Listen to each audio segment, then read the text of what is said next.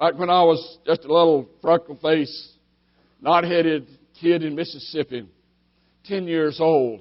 And that beady-eyed preacher looked at me that morning out there on the back porch of that old farmhouse. He looked at me, Donnie, what do you know this morning? I know I was aggravating him to death. He was there standing with a little washstand with a little mirror and trying to shave around a mustache. And I know I was just aggravating him because I was going to see if he's going to cut that thing off. And anyway, he looked at me and he said, what do you know? I said, well, not much. I didn't want to talk. I just wanted to stand there and watch him. And he said, well, do you know that you're saved? Do you know that you're a Christian? That man knew me.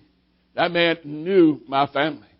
He came up from New Orleans Seminary, and rather than stay in the little parsonage down there, our old country home, I'm talking about country. It never had a drop of paint wasted on it.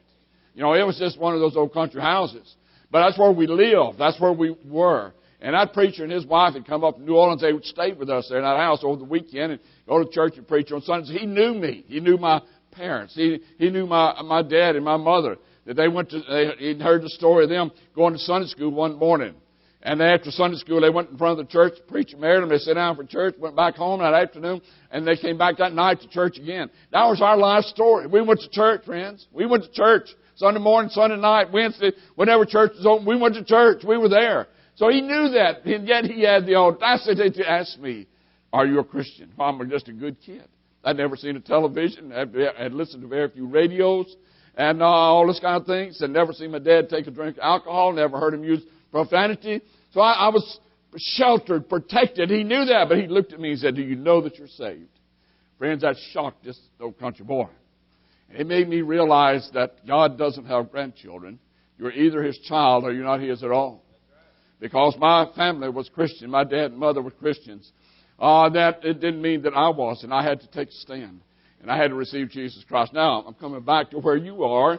And what I was trying to say out of this is that if you had that same kind of experience, that somewhere along the way that you encountered the resurrected Christ and He touched your heart and your life and you prayed and repented of sin and you called upon Him and you now have eternal life, then what we're talking about, this resurrection power to live every day, is something that causes you to smile and to be thankful for. But if you're not a Christian, if you've never experienced that, and there may be some more of that, like the bold soldiers back there, a little bit of fear and shyness about it because you don't understand what we're talking about. I would pray that every person here tonight that would understand that you know that we want to be resurrected. We want to be a part of that. We're looking forward to that. But friends, whenever we do, as we're doing that, we must be willing. We must know that preceding the resurrection comes death. We've got to die to ourselves in order to receive that resurrection power and to have that power to live and be victorious in life and over sin